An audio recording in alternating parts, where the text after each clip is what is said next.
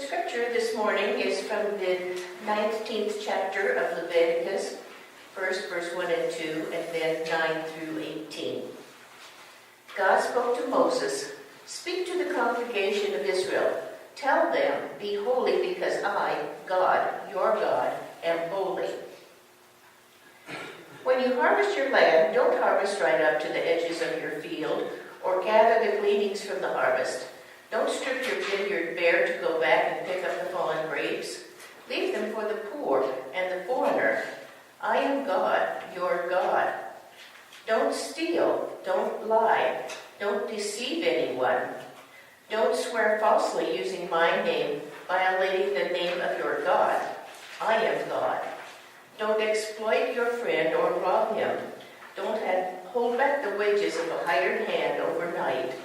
Don't curse the deaf. Don't put a stumbling block in front of the blind. Fear your God. I am God. Don't pervert justice.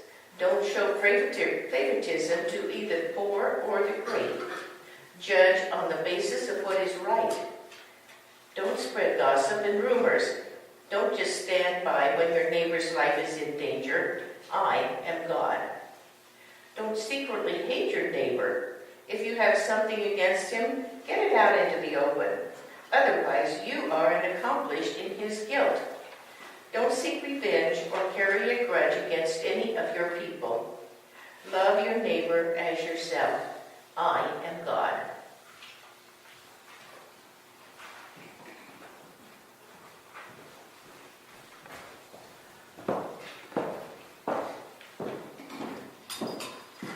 Thank you, Glennis. That's quite a list, isn't it? I don't think I've been doing this 11 years. I don't think I've ever preached a sermon from Leviticus before. So you're witnessing history. This list is hardcore. I picked it out several weeks ago. I don't even know where to begin. There's so many things you could talk about. And it echoes the Ten Commandments. You can hear that, right? It's the God talking to Moses here, and also the Ten Commandments scripture. This one feels more direct somehow to me. It calls a spade in no uncertain terms, and informs us if we're not being decent to one another, then we must get ourselves into a more correct form. It's almost like the nun in Catholic school, right? Telling you how to get yourself together. This is the kind of list you want to spout off to your friends who are driving you crazy, or to your coworkers who are causing trouble at work, or to politicians displaying arrogance above duty, you name it. Anyone who's not right with the Lord. In fact, if we don't watch it, we could get downright self-righteous about throwing this list out to other people, right? As if it doesn't also apply to all of us. Now, granted, like I said, this is Leviticus. It's a book that often gets verses ripped out of it for political and social debate. But we can hear the echoes of Jesus' message here, right? It's an Old Testament scripture, but you can hear Jesus through it. In this passage, it's the Lord speaking to Moses, offering this clear message of saving something for your neighbor, not taking everything for yourself, being kind and not slanderous or manipulative of your neighbor in all your transactions and all the transactions of life in a community. And it ends with love your neighbor as yourself, which of course is Jesus' main mantra, right? One he repeats over and over and over again. And of course, Jesus would have been familiar with this passage from the Hebrew scriptures. He would have heard this recited in the synagogues. He would have heard God's call through these texts as he set out on his own mission and ministry in the world. And he pretty much does speak against all these things too. In his Sermon on the Mount that we looked at last week, a long list of ways that we need to try harder to be gracious and kind and caring and decent to one another. I really love how this starts, though. Very lovely way this scripture reminds us to care for others more than self, through the image of harvesting the fields and the vineyards, but not taking it all. The Lord suggests to Moses that during the harvest, it's important to not take every single bit of the harvest for yourself. He emphasizes leaving some for people in need, leaving some for others to harvest. We know that practice is gleaning, right? Gleaning is the practice of going into a field after the harvest and collecting whatever might be left to feed the hungry in your community. It's a practice that still goes on around the world. The Lord says to Moses here, share with your neighbor the bounty of your harvest. And the implication is, of course, that this is one way among many to show your neighbor sort of the hospitable love. It's a very beautiful description of what being hospitable and caring and sharing might look like. When you harvest your land, don't harvest right up to the edges of your field or gather the gleanings from the harvest. Don't strip your vineyard bare or go back and pick up the fallen grapes. Leave them for the poor and the foreigner. What a clear reminder in poetic terms that it's not all about us and what we want and need, but ultimately about building a sharing and loving community in which all are loved and fed. And children actually describe that perfectly in their ideas of what a perfect day is. You know, it wasn't actually them sitting in a room with a video game, believe it or not. It was all about being with other people they love. Of course, there are actual gleaning programs, right? They go on even here in our own state, feeding many persons who are food insecure with fresh fruits and vegetables that they would otherwise not have. And the great thing about gleaning as a mission is that all ages can do that together, right? From small elementary age children to seniors, anybody who's able and capable can gather together in gleaning efforts to get excess foods from fields.